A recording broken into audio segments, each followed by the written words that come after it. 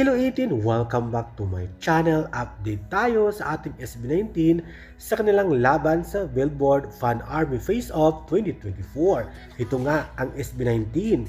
Kaya naman 18, keep on voting tayo dahil lamang na ang SB19 kay Siza. Umabot na ang SB19 ng 52.5% habang si Siza ay 47.5%.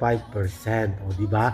Lamang na. At ang pangalawa nitong kalaban ay si Karol G at si Post Malone. Kung sino man ang mas mataas sa kanila ay pasok sa round 2. Ito ay round 1 guys. Ang apat na yan, including ang SB19, ay naglaban-laban sa round 1 at sino ang mas lamang sa mga ilang araw na dumating ay maging pasok sa round 2. Kaya keep on voting tayo sa ating SB19 mga 18 at monster voters po tayo. Kaya naman please comment down below at i-click muna ang link sa aking box sa video na to para bumoto na. Kaya naman i-click nyo na ang link at mapunta kayo sa website ng Billboard Fan Army. Kaya boto na. Maraming salamat.